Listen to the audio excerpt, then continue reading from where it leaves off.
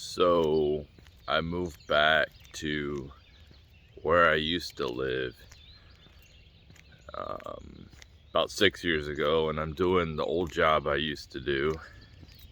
It's kind of weird seeing people I haven't seen for a long time. Um, Being in the same struggle as I first started out about 17 years ago. It's kind of weird. Almost like a reminiscent type of thing. A little different. Um, but what I'm making this video is because at my plant, and this is some information I've heard, well, they're making automated systems, automated at warehouse, and it's going to replace a lot of workers there. It's going to be very efficient, very quick, and I'm all for this technology. This is why I say people need to be able to adapt. I might have been safe if I would have stayed. I'd have like 17 years in. I from some information I've been told is they might only keep like 100 workers, and I might have been right at that cutoff. So, or I might not have made it, or I might have to go somewhere else. That's why people have to adapt. I personally have no problem going somewhere else now because my kids are older, but when you got a family, it's a lot harder to do that.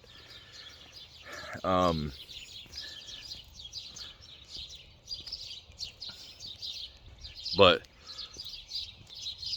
there's people there who probably have like 10 years in or something that are not going to be able to do anything. They're not going to have any much of an option, and they're probably just going to have to be liquidated and find something new.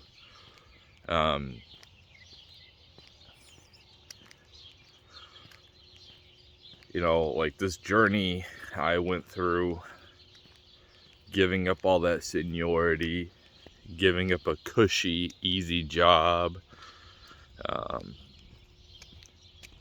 learning some new skills, being able to restart. I went from Washington State to Missouri, now back to Michigan. And being able to adapt really quickly.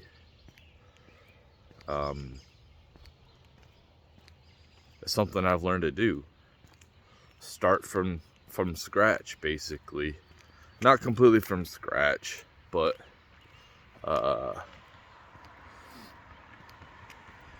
you know what I mean. So it's like if you stay in the same thing and you're accustomed and comfortable, the times are changing so quickly that if you're just going to be content, and like these people that we probably have like 2 years left, which is perfect for me. I don't plan on staying there long. Like I thought maybe 5 years, but it sounds like I got 2 years, which is fine. Get in good shape, make some money, and then see where this journey takes me after that. But my resume is pretty solid, considering all the companies I worked for. And if I get laid off in 2 years or whatever, could happen sooner, Because of the recession. I don't know what's going to happen with the economy, but what I can do is go find something else, because it's not my whole identity. Some of these people that have been there for so long, like, it's almost like their whole identity. And, you know, like when one job becomes your whole identity, and seniority is like, oh, I'm right here in the line, and everyone's below me, blah blah blah. But it's like, because I had that mindset too. When that's taken away from you, and you've had it so long, then you have to start over from scratch. And it's not like you're 25-year-old, or maybe you only had a couple years in, when you've been there for like 15 years and you're in your 40s, and you're not like somebody like me that can adapt. You're going to be suffering. It's probably going to be really hard for you. But yeah, that's technology is progressing very quickly. A lot of these jobs are going to be automated. I think that it's good. I would rather send a robot into the deepest part of the ocean than a human. I'd rather send a drone to Mars like they did, other than a human first. You know what I mean? So it's technology is great. Sending some type of computer device into the unknown is way better than sending humans first. But there will be other jobs. Me, I don't know. For right now, I'm just focused on trying to get my kids on their feet, right? Independent. And focused on learning new things and being adaptive.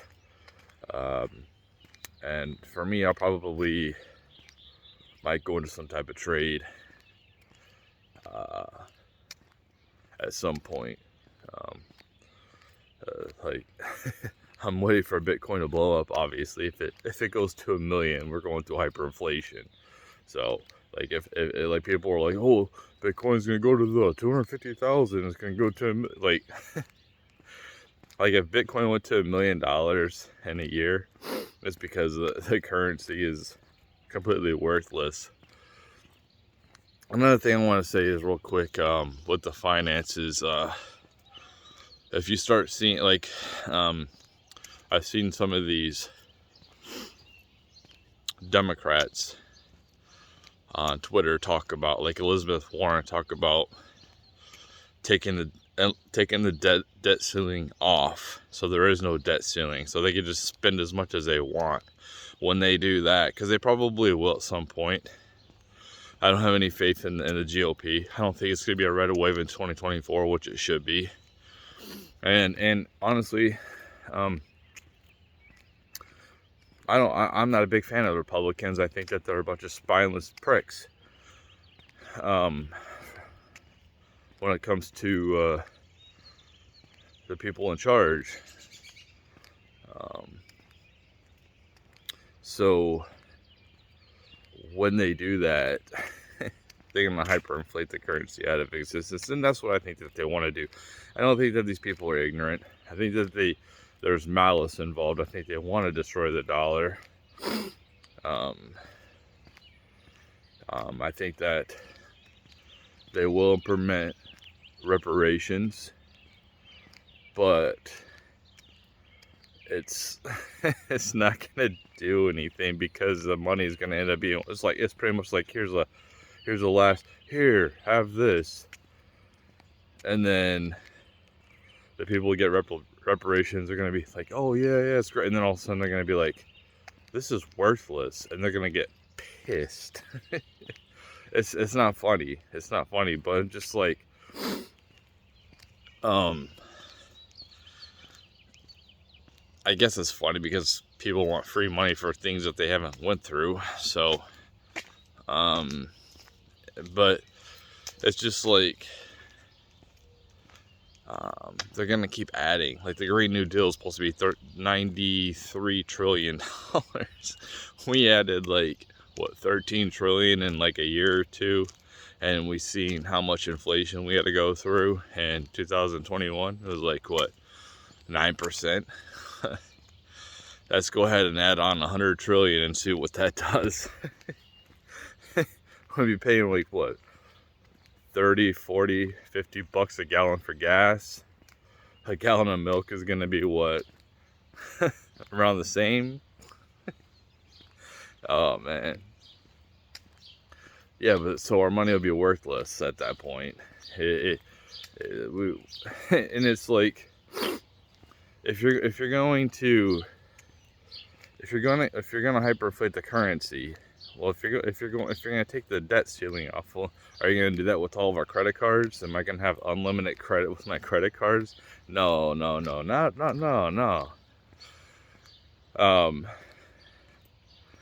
Because it's like the same people who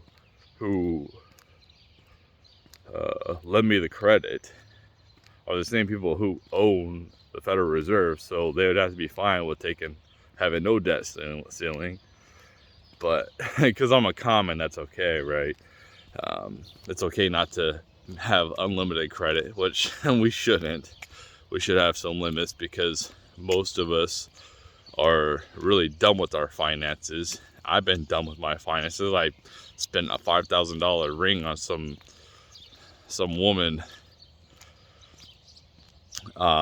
years ago who didn't deserve it, and I only did it because I thought it would keep her around because I was a simp.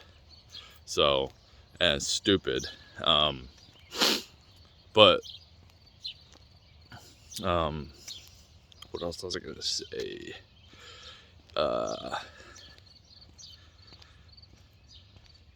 Yeah, it's like it's just, they're not dumb. They're trying to destroy the country. Obviously, it's quite clear. They want to replace the American flag with the pride flag. So that's what they want. They want people to, you'll be pledge allegiance to the pride flag, which is pretty much a communist flag. It's a symbol that they've taken away. The rainbow is what they've taken away from a Christian. They're degenerating a Christian symbol. That's what they're doing. They purposely took that symbol.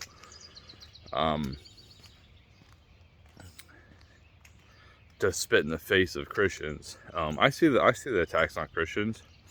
I do, and I see the attack on people who look like me. I see it. A hatred, misinformation, demonizing people who look like me. I see it. It's all good. It's all good.